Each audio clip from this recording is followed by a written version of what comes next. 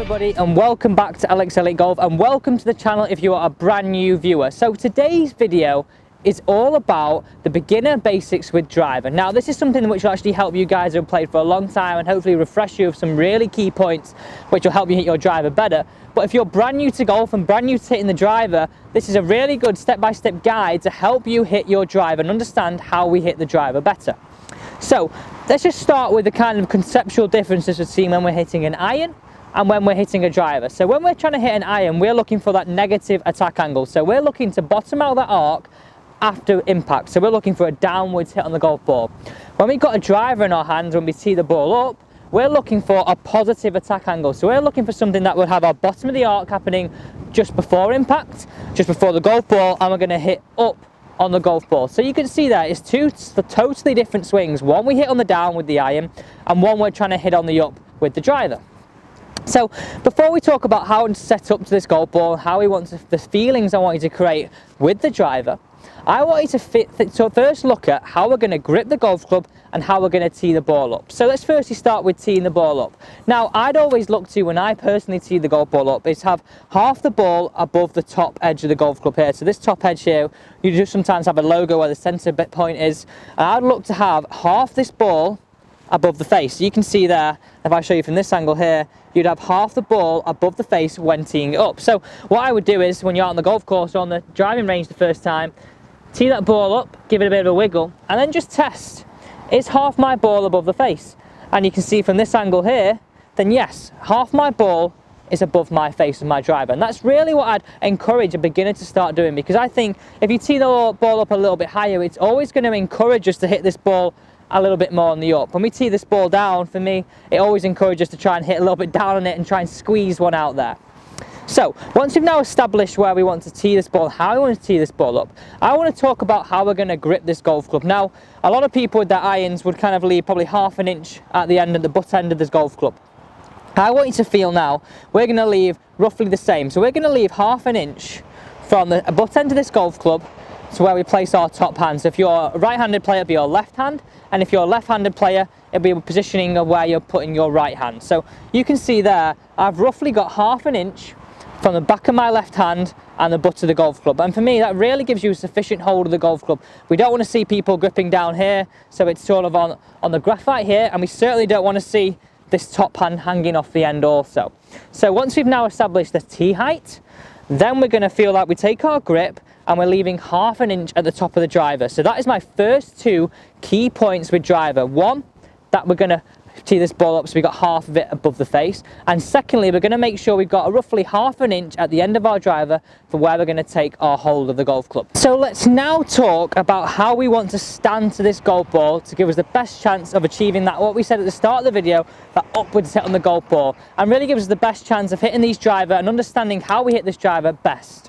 So, firstly, I want you to take a stance that is just wide of your shoulder width apart. This is a club which we swing a little bit faster than our irons, so we need a really good solid base. So I want you to take a stance which is just wide of your shoulder width apart, and I want you to imagine if we had 12 o'clock on the clock face, which was here, our left and right feet, they're going to be pointed out towards 10 o'clock and 2 o'clock on the clock face. So we're going to really have our feet kind of pointed outwards. You can see that I've flared my feet slightly, and that really gives me, one, helps me turn through on impact, but also it gives me a solid base in order to operate around. So imagine if you had your feet like this, it's very narrow, whereas now I've got a really good solid base to swing around. Like we said, this club swung a little bit faster. So once you've taken that wider stance, just wider club width apart than we would an iron, I want you to feel like now we've got a ball position. You can see this is how I would set it up on the driving range when you're practicing for the first time, that we've got a ball position that is inside our lead heel. So that's going to again help us achieve that upwards hit on the golf ball. So you can see there highlighted there, you've got inside my lead heel, I have my ball position. So first 2 points are wider stance and ball position inside our lead heel. So from here, I want you to feel as though your weight distribution is 50-50 to either side. So 50% on my right and 50% on my left. And I would have a little bit of a waggle side to side and a bit of a feeling of where 50 is. So feel excessively on the left, excessively on the right, and try and go halfway between them both. So I've got a nice, really good, solid base, 50-50 weight distribution as point number 3. So the next point, and this is really the good point that really helps us achieve that upwards hit on the golf ball, is achieving this slight spine tilt away from target. So how I want you to do this, I want you to take the first 3 points, and I want you to place your driver right down your zip here, and you can see that I've placed that in my zip, and I want you to tilt just from the upper half. So imagine your hips stay where they are. I want you to tilt from the upper half and really feel that we tilt from the upper half until this driver hits the inside of my lead leg.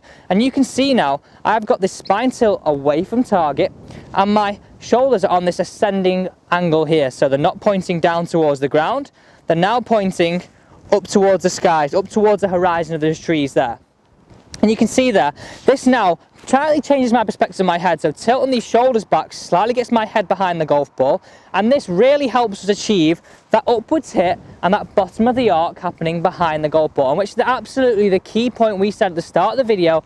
Distance between an iron and a driver was achieving that upwards hit on the golf ball. So it's achieving that spine tilt into that point, achieve that spine tilt away from target. Now the final point with driver, and I think this is probably the point in which a lot of people really struggle with to get, because now we've got this ball position closer towards our lead foot, it really encourages these shoulders to open up. The further this ball gets and the more on the arc it gets up in our stance, these shoulders are really wanting to open, so they're not parallel to our ball to target line. I want you to really be aware of making sure that your shoulders are not pointing left of your blue line. I want you to almost feel like this blue line on the floor now, which is your parallel to your ball to target line. You're going to feel like you pin your right shoulder back, so it is almost feeling like it points to the right of that line. So almost going to point on your shoulders, if we look from down the line now, that it would point slightly to the right of our ball to target line. And that really helps us get that slight into out path and helps us achieve a better impact position and better club path into impact, I should say. So that's the final point. It's really being aware, making sure our hips, knees, feet and shoulders are parallel to our ball to target line. And then even if we slightly feel that excessively, like we said, feel like our shoulders are pinning our right shoulder back to feel like it points out towards the right of target.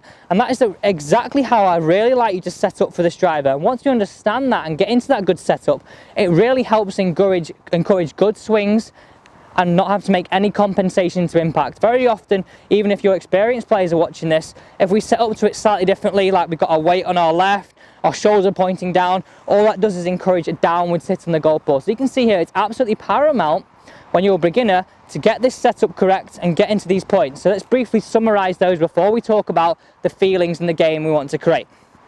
So we said wider stance, feet feeling like they're flared out, ball position inside our lead heel. Then from there, we're feeling like we get a slight spine tilt away from the target and feeling and making sure that our knees, hips and shoulders are parallel to our ball to target line, which would be here. But we've got that now as our feet line, as our blue line down here. So like we said before, make sure we set that up correctly.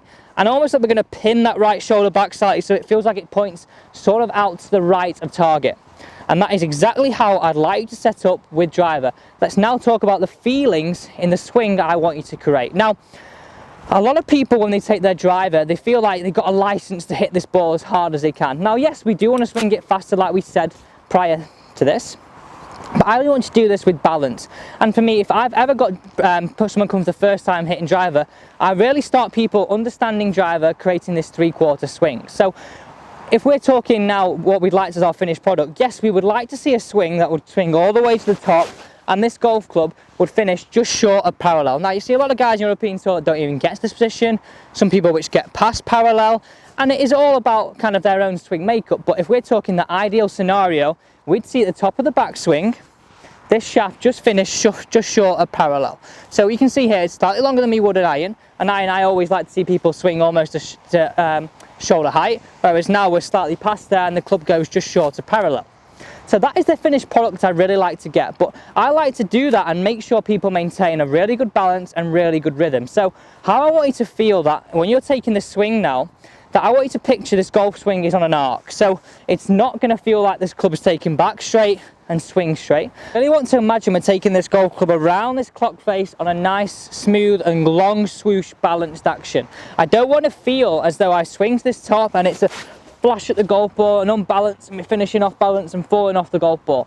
I really want you to focus on really making sure we go around our clock face, create a nice smooth swoosh, into impact. So how I would do this if you were with me now and we had this lesson, I would start off you creating full back swings, but I want you to almost you're going to do this at 3/4 speed. So I want you to feel that we're going to be really aware of where we're swinging this golf club, the weight of the club, and nice smooth 3/4 speed swings, and then we would build it up into a full speed. So how I would do this in the driving ranges, I want you to hit 3 that we're going to do at that 3/4 speed, and then the 2 other golf balls, I want you to feel they're almost going to be your normal speed. So if you were going to hit this and wanting to get pretty much maximum distance out of it, and I want you to be aware, and then from there find that midpoint between that 3/4 swing and that full one, because then we're going to really make sure that we swing this club around our body up to the top, but then we're going to be balanced into impact, and we're not going to be falling off the golf ball. And that's really going to help us train that centered strike. Yes, club head speed is important, but for me, beginners, we've got to really make sure we change and train that centered strike. Once you get that centered strike, then we can start looking at building up that club head speed.